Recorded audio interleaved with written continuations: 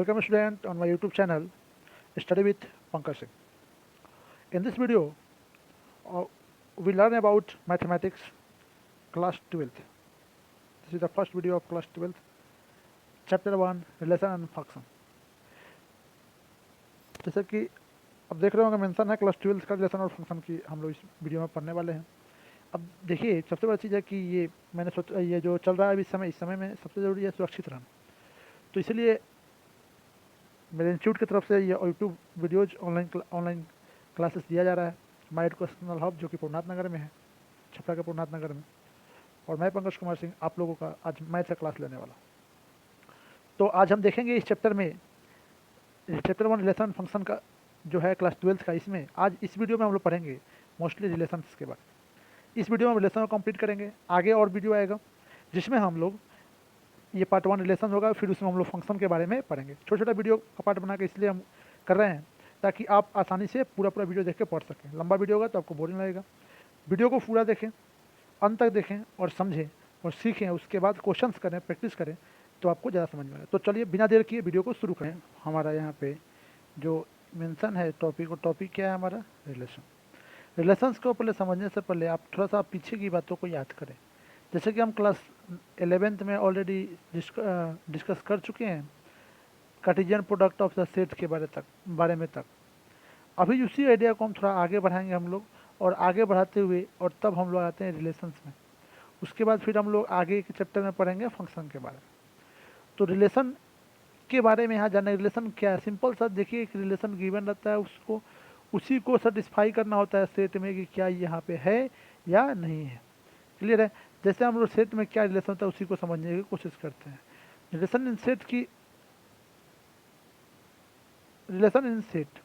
Set की हम बात करेंगे तो रिलेशन इन सेट में क्या होता है समझिए। A relation R in a set A is a subset of A into A. Means कहने का ये बात हुआ कि कोई भी रिलेशन होता है जो भी रिलेशन निकलता है वो किसका सबसेट होता है, कार्टेशियन प्रोडक्ट सेट का ए इंटू ए की बात करता है। तो जैसे कहने का मतलब क्या है, जैसे मान लीजिए सिंपल सा इसको अगर हम शॉर्ट भाषा में लिखते तो क्या लिखें, R is a subset of A into. Clear हुआ। उसी तरीके से हम आगे की बात करते हैं तो यहाँ पे समझना हमको ये है, जैसे कहने का कंडीशन मान लीजिए दिया है कि a b is a element of R. मतलब ए बी जो है यहाँ पे एलिमेंट है किसका, इसका मतलब एलिमेंट ऑफ होता है किसका, एलिमेंट है रिलेशन का।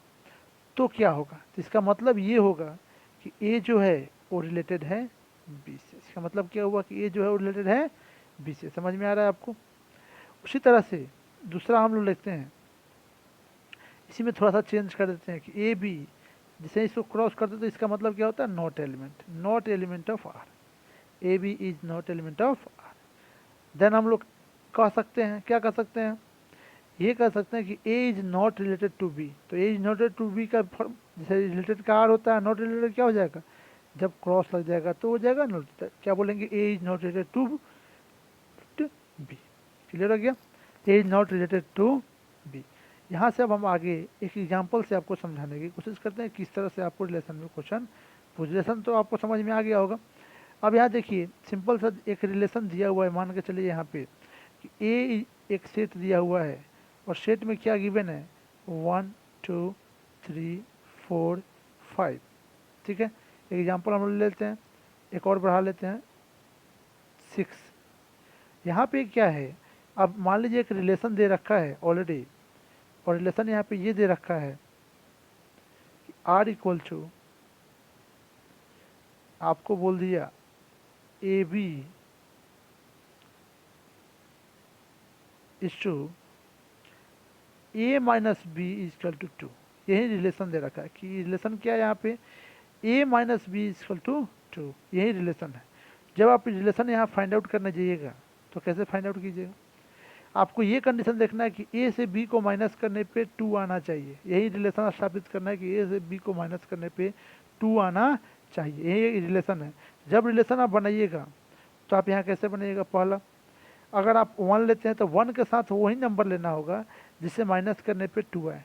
तो हम लेते हैं 3 और 1। पहला हम लोग क्या लेते हैं 3 और 1, 3 और 1। तो ये एक रिलेशन बना कि 3 में से 1 गया तो क्या आ जाएगा, 2 सेटिस्फाई कर रहा है। दूसरा हम लेते हैं 4 और क्या आ जाएगा हमारा 2, 4 माइनस 2 भी 2 होता है। जो जो रिलेशन दिया उसी पे सोचना है। तीसरा लेते हैं 5 और क्या आ गया हमारा 3। चौथे की बात करेंगे तो हमारा क्या हो जाएगा 6 और 4। क्लियर है, ये हमारा क्या हो गया रिलेशन। अब ये हो गया रिलेशन में। अब जो जैसे इसको लिखने की बात करते हैं तो इसको हम रिमूव करते हैं। आप वीडियो उस करके इसको लिख सकते हैं रिमूव करके। अब इसको हम रिमूव करते हैं। जैसे यहाँ पे अब सोचेंगे हम लोग कि इसको क्या लिख सकते हैं, तो लिखने की जहाँ तक बातें आएंगी तो हम लोग यहाँ लिख सकते हैं जो अभी हमारा रिलेशन आया था उसको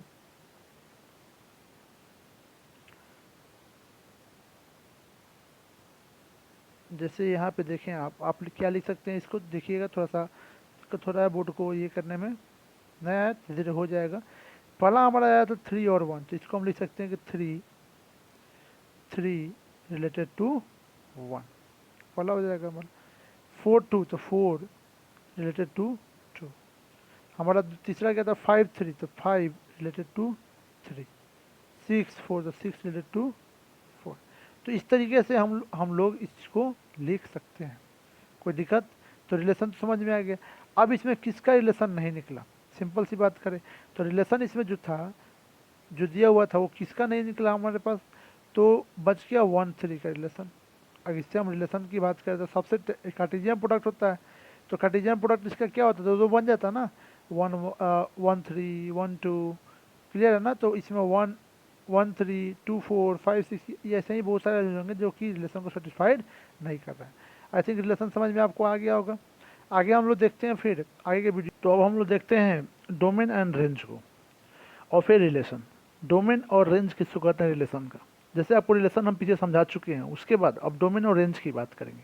तो डोमेन के लिए सीधा लिखो if R be a relation in set A, R कोई रिलेशन है सेट ए में, then the set of all coordinate of the set of all first coordinate, यहाँ पे ध्यान दीजिएगा ये बहुत इंपॉर्टेंट है, first coordinate of element R is called domain of R and written as DOM bracket में R. कहने का मतलब क्या है, डोम आर ये सिंपल सा है कि रिलेशन का जो फर्स्ट कोऑर्डिनेट होता है, अब आप पहले कोऑर्डिनेट आप पढ़े होंगे कोऑर्डिनेट, जैसे मान लीजिए कोऑर्डिनेट पॉइंट अगर हम इसको XY बोले तो ये कोऑर्डिनेट पॉइंट हो गया। इसके 2 पॉइंट हुए, ये फर्स्ट कोऑर्डिनेट हुआ, ये सेकंड कोऑर्डिनेट हुआ। क्लियर है ना। तो ये फर्स्ट कोऑर्डिनेट और सेकंड में, तो ये बात कर रहा है कि फर्स्ट कोऑर्डिनेट की, किसकी बात कर रहा है फर्स्ट। तो अगर रिलेशन मान लीजिए कुछ, जैसे कि एक हम लोग यहाँ पे देख लेंगे, जैसे मान लीजिए रिलेशन कुछ दिया हुआ है। क्लियर है। जैसे मान लीजिए रिलेशन दिया AB, तो इसका डोमेन कौन होगा, तो इसका डोमेन होगा ये वो फर्स्ट वाला coordinate, this is called domain. तो डोमेन क्या हो जाएगा इसका, डोम R इजकल टू क्या हो जाएगा। क्लियर है ना। तो डोमेन आपको समझ में आ रहा है इसका। तो ये क्लियर लिखा हुआ है if the relation in a set A then the first set of all first coordinate of a elements R is called domain of R और रिटन एज डोमेन। ये समझ में आ गया। एग्जाम्पल से भी इसको हम लोग समझेंगे। अब थोड़ा देखते हैं आगे रेंज को। रेंज क्या है, if R be a relation in set A then the set of all second coordinate of R is called range. तो जैसे कि मान लीजिए कि ये अगर एलिमेंट है R का, तो इसका जो सेकेंड कोऑर्डिनेट है ना, इसको हम लोग क्या बोलेंगे, रेंज R। क्लियर है ना। ये हमारा सेकेंड कोऑर्डिनेट का रेंज है। जैसे इसको अब एक एग्जांपल लेकर हम समझने की कोशिश करते हैं, ज़्यादा अच्छा रहेगा एग्जांपल से समझेंगे तो, क्योंकि एग्जांपल से देखना ज़्यादा अच्छा है। जैसे हम मान लेते हैं एक सेट हम लेते हैं। क्लियर है। जैसे एक सेट ले लिए, सेट हम ले लेते हैं 1 2 3 4 डॉट डॉट डॉट 15 16। क्लियर है ना। ये हमारा सेट हो गया। इसमें रिलेशन क्या दिया हुआ है, मान लीजिए ये रिलेशन दिया हुआ है यहाँ पे कुछ ऐसे AB तो B is equal to A²। ये रिलेशन हमारा गिवन है। क्लियर है। ये रिलेशन दिया हुआ है मान लेके चलिए।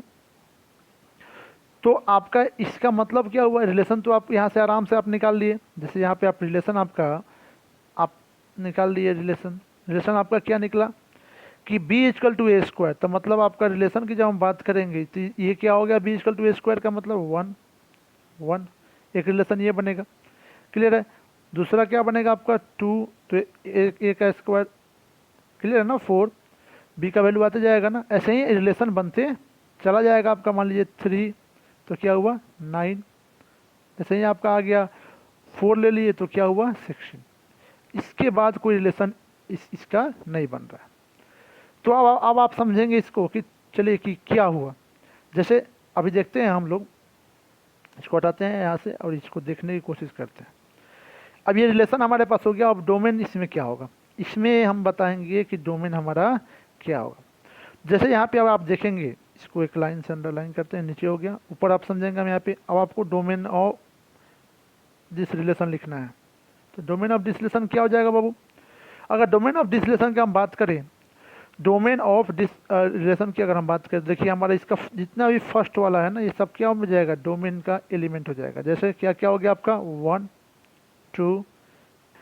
अब बात करते हैं रेंज की, रेंज की बात करते हैं।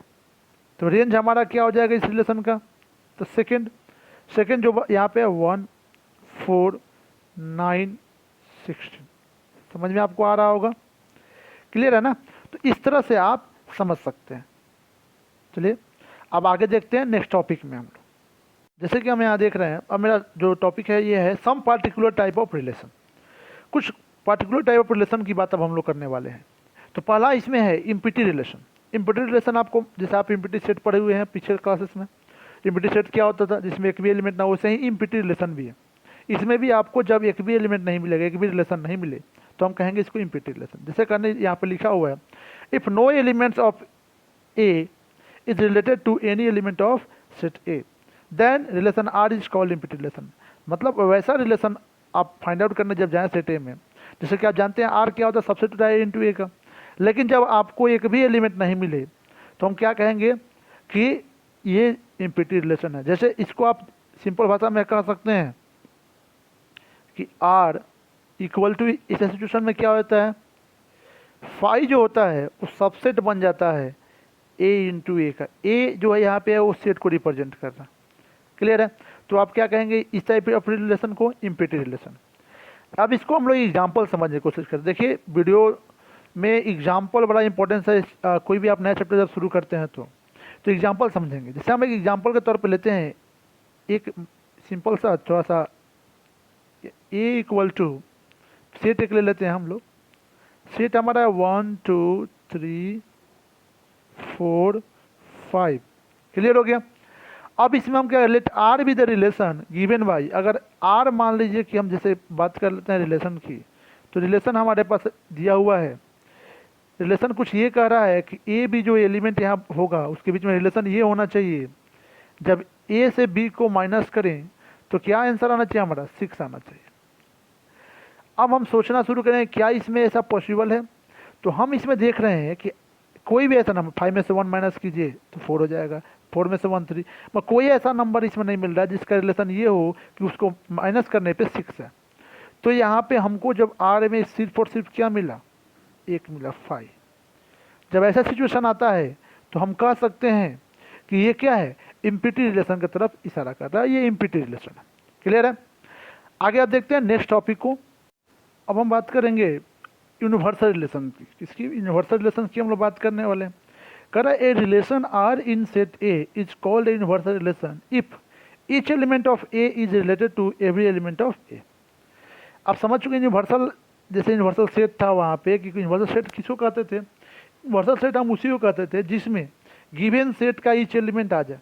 उसी तरह से यूनिवर्सल रिलेशन हम उसको कहेंगे, थोड़ा सा उससे रिलेट कर रहे हैं हम लोग, कि जिसमें वैसा एक रिलेशन हो जिसमें क्या हो कि ईच एलिमेंट, सेट ए का ईच एलिमेंट जब ए इंटू ए किया जाए तो एक दूसरे से रिलेटेड हो जाए। जैसे सिंपल भाषा में इसको हम कह सकते हैं कि रिलेशन कुछ ऐसा हो कि ए इंटू ए जो हो ये क्या बन जाए, सबसेट बन जाए ए इंटू ए का। जब ए इंटू ए का सबसेट बन जाएगा तो ये क्या हो जाएगा, यूनिवर्सल रिलेशन हो जाएगा सेट ए का, क्लियर है। जैसे इसको अब जैसे कि हम आप एग्जांपल समझा रहे हैं, फिर आपको एग्जांपल एक देते हैं, एग्जांपल से आप समझिएगा। अच्छे से आपको समझ में आ जाएगा। एग्जाम्पल जैसे देखिए यहाँ पे एक एग्जाम्पल लेते हैं, जैसे एक सेट ए हम ले लेते हैं, क्लियर है। और सेट ए जो हमारा है ये हो गया 1 2 3 रखा हुआ एलिमेंट। अब रिलेशन जो हम लेते हैं यहाँ पे, रिलेशन यहाँ पे ले लेते हैं ए इंटू ए, ए रिलेशन हमारा ये हो गया। तो जब रिलेशन निकाले तो क्या आया हमारा, आर इक्वल टू क्या आ जाएगा, देखिए यहाँ पे जब ए इंटू ए करते हैं तो आई हमारा रिलेशन जो बना वो क्या बना, वैल्यू यहाँ पे लिख देते हैं, ये हो गया 1, फिर हो गया 1 2 मिनट 1 2 1 3, वैसे ही फिर हमारा हो जाएगा 2 1, फिर हो जाएगा 2 2, मल्टीप्लाई हो रहा है ना, सेट ए से मल्टीप्लाई हो रहा है। रिलेशन देखिए, रिलेशन को ध्यान देना होगा, 2 3, उसी तरह से 3 1, ठीक है, 3 1 3 2 3 3, ये जो हमारा रिलेशन बनेगा, जैसे यहाँ पे उसको लिख देते हैं 3 1 3 2 3 3, ये जो रिलेशन बना इसमें आप देख सकते हैं कि जो सेट ए था इसका ईच एलिमेंट 1 1 के साथ, 2 के साथ, 3 के साथ, 2 1 के साथ, 2 के साथ, 3 के साथ, 3 1 के साथ, 2 के साथ और 3 के साथ, ईच एलिमेंट जो है, ईच एलिमेंट से क्या दिखा जा रहा है, रिलेटेड दिखा रहा है। तो जब ऐसा कंडीशन बनता है तब हम कहते हैं इसको यूनिवर्सल रिलेशन। समझिए आपको आ रहा है। अब आगे हम बात करेंगे, ठीक है, आगे देखते हैं नेक्स्ट टॉपिक। तो हम बात करते हैं some particular type of relation में आइडेंटिटी रिलेशन। किसकी बात कर रहे हैं, आइडेंटिटी रिलेशन। आइडेंटिटी रिलेशन की हम जब बात करेंगे तो यहाँ हमको ध्यान देना होगा, आइडेंटिटी रिलेशन क्या है, हमने लिखा if same element of A is only related to the same element of A. मतलब ये है कि वैसा सिचुएशन बन जाए, जैसे आपको दिखाते हैं हम, सिचुएशन कुछ ऐसा हो, आइडेंटिटी रिलेशन क्या निकले आपका कि A is related to A, जब का A is related to A, that is A is a element of set A. यहाँ पे समझना होगा आपको कि ए रिलेटेड हो ए से। इस सिचुएशन में क्या होता है कि जैसे आपको एक एग्जांपल समझाने को, ऐसे बोलने से तो आपको उतना ज़्यादा समझ में आएगा नहीं, तो एक एग्जांपल ले ही लेते हैं, उससे समझते हैं आइडेंटिटी रिलेशन क्या है। जैसे मान लीजिए सेट ए दिया हुआ है आपको, क्लियर है, सेट ए आपको दिया हुआ है 1 2 और 3। अब आपसे आइडेंटिटी रिलेशन की यहाँ बात करें तो आइडेंटिटी रिलेशन क्या कहता है, आइडेंटिटी रिलेशन होता है सेम एलिमेंट सेम से हो। तो आई ए इक्वल टू क्या हो जाता है, तो देखिए 1 1 2 2 और फिर क्या हो जाएगा 3 3। जब ऐसा रिलेशन आता है, जब ऐसा रिलेशन आपको दिखाई देगा तो आप सिंपली कह सकते हैं कि ये कौन सा रिलेशन है, आइडेंटिटी रिलेशन है। आगे देखते हैं। अब जैसे कि हम पीछे आपको बता चुके हैं, जो पर्टिकुलर रिलेशन से टाइप थे उसको समझा दिए। अब हम देखते हैं कि कभी जब रिलेशन बनता है तो उस वेरियस टाइप ऑफ रिलेशंस को, तो रिलेशन जब बनेगा तो उसको आप क्या क्या कह सकते हैं। जैसे कोई एक नॉन एम्प्टी सेट है, एम्प्टी सेट की बात हम नहीं कर रहे हैं, नॉन एम्प्टी सेट है, अगर उससे जब रिलेशन कोई बन रहा है तो उस रिलेशन को आप क्या क्या कह सकते हैं, तो उस रिलेशन को आप रिफ्लेक्सिव कह सकते हैं, उस रिलेशन को आप रिफ्लेक्सिव कह सकते हैं, सिमेट्रिक कह सकते हैं, ट्रांजिटिव कह सकते हैं। लेकिन कब रिफ्लेक्सिव कहिएगा, कब सिमेट्रिक कहिएगा और कब ट्रांजिटिव कहिएगा, सिंपल भाषा में हम बात करें तो रिफ्लेक्सिव तब कह सकते हैं हम उसको जब वो आइडेंटिटी रिलेशन बन जाए। आइडेंटिटी रिलेशन जैसे कि आपको पीछे हम समझा दिए थे कि सेम एलिमेंट से क्या हो, same element of set A is related to the same element of A से। जैसे आपको हम समझाने की कोशिश कर रहे हैं, कंडीशन ऐसा हो जाए कि रिलेशन कुछ ऐसा बनने लगे आपको, ए रिलेटेड टू ए हो जाए, और ये एलिमेंट किसका होना चाहिए, रिलेशन का, क्लियर है। और ये जो रिलेशन दोनों के बीच में हो रहा है, ये दोनों सेट का एलिमेंट भी होना चाहिए। समझ में आ रहा है ना। या अगर दूसरे भाषा में इसको हम समझने की कोशिश करें तो आप इसको कह सकते हैं कि जब ऐसा सिचुएशन हो जाए कि ए जो है रिलेटेड हो जाए ए से, क्लियर है, ए रिलेटेड हो जाए ए से for each a is a element of A का रिलेशन ऐसे निकलने लगे और ए जो है वो सेट ए का एलिमेंट होना चाहिए। दूसरा बात करते हैं सिमेट्रिक रिलेशन की। सिमेट्रिक रिलेशन में हम देखते हैं कि यहाँ इसमें क्या है, थोड़ा सा वाइस वर्सा का केस यहाँ पर दिखाई देता है। जैसे कहने का मतलब क्या है कि ए जो है, ए और बी मान लीजिए रिलेशन बन रहा है, ए और बी मान लीजिए कि रिलेशन बना, क्लियर है। इसमें कंडीशन क्या हो जाए कि ए और बी रिलेशन बना और साथ ही साथ उसी रिलेशन में बी और ए का भी रिलेशन बन जाए। और कंडीशन क्या होना चाहिए आपका, बी और ए का भी रिलेशन बन जाए। और ए बी जो होना चाहिए, ए बी वो आपका ए बी जो है वो एलिमेंट होना चाहिए सेट ए का दोनों। तो ये रिलेशन बना है ए बी और बी ए, मतलब रेसिप्रोकल रिलेशन टाइप में यहाँ पे दिखाई देगा, तो उसको हम कह सकते हैं सिमेट्रिक। जैसे कहने का मतलब कि अगर जैसे 2 और 4 के बीच में रिलेशन और दूसरा बन जाए 4 और 2 के बीच में, जब ऐसा सिचुएशन किसी रिलेशन में बनेगा तो उस रिलेशन को आप सिमेट्रिक रिलेशन कह सकते हैं। क्लियर। अब हम बात करते हैं, अगर आपको दूसरे भाषा में इसको समझाने की हम कोशिश करें तो क्या कह सकते हैं।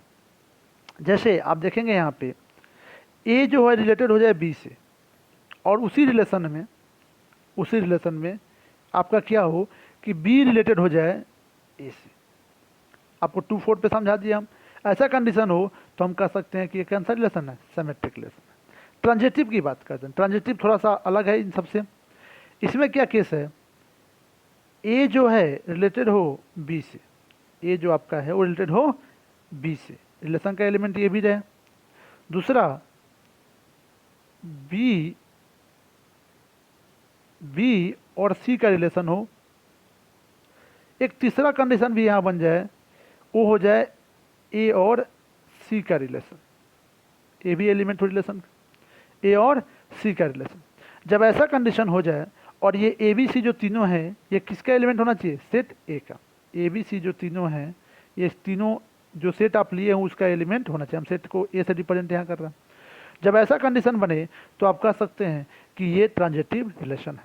जैसे इसको और कॉमन भाषा में हम समझने की कोशिश करेंगे, मतलब ए का रिलेशन बी से भी हो, जो फर्स्ट आपका है कोऑर्डिनेट का, और उसका सी से भी रिलेशन जब आ जाएगा तो उसको आप कह सकते हैं ट्रांजिटिव रिलेशन। जैसे आप देखिए कैसे समझने की कोशिश कीजिए।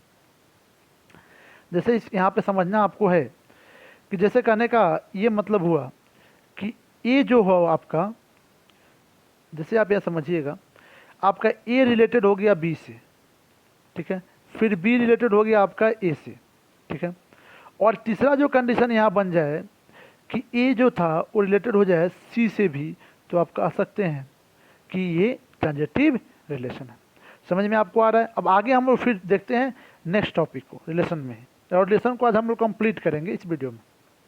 देखिए हम लोग बात करेंगे इक्विवेलेंस रिलेशन के। तो इक्विवेलेंस रिलेशन क्या है, तो समझने के लिए आपको ध्यान देना होगा। If a relation R is reflexive, symmetric, transitive, this relation is called equivalence relation. तो इसको हम कहेंगे इक्विवेलेंस रिलेशन। मतलब कि अगर कोई भी रिलेशन क्या हो, रिफ्लेक्सिव हो जाए, सिमेट्रिक हो जाए, ट्रांजिटिव हो जाए, तो उसको हम कहते हैं रिफ्लेक्सिव, सिमेट्रिक और ट्रांजिटिव हो जाए तो उसको हम कहते हैं इक्विवेलेंस रिलेशन। अब इक्विवेलेंस रिलेशन को समझने के लिए हम एग्जांपल लेते हैं। एग्जांपल ज़्यादा अच्छा से समझ में आएगा। ट्रेंगल्स के एग्जांपल लेते हैं प्लेन में। जैसे आप देखेंगे यहाँ पे एग्जाम्पल के तौर पे आपको हम लेते हैं, यहाँ आप समझने की कोशिश करेंगे। जैसे हमने एग्जांपल ले, let A be the set of a all triangles in a plane and let R be the relation in A defined by R is equal to triangle 1 triangle 2, that is triangle 1 is congruent to triangle 2। ये relation है हमारा। तो so that R is an equivalence. अब show करने के लिए वो क्या कर, पहले तो इसकी रिफ्लेक्सिबिलिटी को आपको चेक करना होगा। तो मान लीजिए गिवन जो भी रिलेशन हमारे पास है उसको सेटिस्फाई करना होगा उसके रिफ्लेक्सिबिलिटी की। रिफ्लेक्सिबिलिटी जब हम चेक करेंगे तो ट्रेंगल, मान लीजिए कोई ट्रेंगल हम लेते हैं ए में, और वो ट्रेंगल उसी में दूसरे ट्रेंगल का क्या हो जाए, कॉन्ग्रुएंट हो जाए, तो हमारा ये आपको जैसे कि रिफ्लेक्सिव पीछे समझा चुके हैं कि सेम एलिमेंट से के साथ जब रिलेशन बनाएगा तो वो क्या कहलाएगा, रिफ्लेक्सिव। ठीक है, तो यहाँ रिफ्लेक्सिव जो था, रिफ्लेक्सिव क्लियर हो गया। अब हम बात करेंगे दूसरे एग्जाम्पल से, जो कि आप देखेंगे यहाँ पे दूसरा एग्जाम्पल हमारा जो होगा आगे। रिफ्लेक्सिव जब इसका हो गया, इसी एग्जाम्पल में हम लोग आगे देखेंगे। रिफ्लेक्सिव जब हो गया तो अब इसको सिमेट्रिक करने की कोशिश, क्योंकि हमको इक्विवेलेंस दिखाना है। तो जब इसको हम सिमेट्रिक करेंगे तो सिमेट्रिक में देखिए आपको हमको क्या करना है। सिमेट्रिक करने के लिए आपको सिमेट्री भी समझा चुके हैं। क्या होता है कि अगर ए रिलेटेड है बी से तो बी भी रिलेटेड होना चाहिए ए से। तो उसी तरह से ट्रेंगल 1 को ट्रेंगल 2 से कॉन्ग्रुएंट करेंगे और ट्रेंगल 2 को ट्रेंगल 1 के कॉन्ग्रुएंट करेंगे, जैसे कि यहाँ पे आप देख सकते हैं। और जब कॉन्ग्रुएंट हो गया तो इसका मतलब A related to B and B related to A हो गया। तो ये हो गया आपका सिमेट्रिक। सिमेट्री के बाद ट्रांजिटिव भी चेक कर लिए। जैसे ही ट्रांजिटिव भी हो गया तो ये हमारा जो था वो क्या हो गया, इक्विवेलेंस हो जाएगा। क्लियर है ना। चलिए, तो ये आपका लास्ट ही टॉपिक चल रहा था रिलेशन का। रिलेशन कंप्लीट होने जा रहा है। अब आप मेरे चैनल को शेयर करें। कोई भी प्रॉब्लम हो तो आप जाके कमेंट बॉक्स में कमेंट करें, या क्वेश्चन हमें दिक्कत हो तो आप क्वेश्चन कमेंट करें। और आप अगर मेरे वीडियोज़ को पूरा देखें और आप नए हैं तो मेरे चैनल को सब्सक्राइब जरूर करें। स्टडी विद पंकज सिंह को सब्सक्राइब करें ताकि आपको रोज़ का वीडियो यहाँ से मिल सके। बेल आइकन जरूर दबाएं कि जब भी वीडियो अपलोड किया जाए तो आपको सबसे पहले आपको नोटिफिकेशन मिल सके। Thanks for watching this video.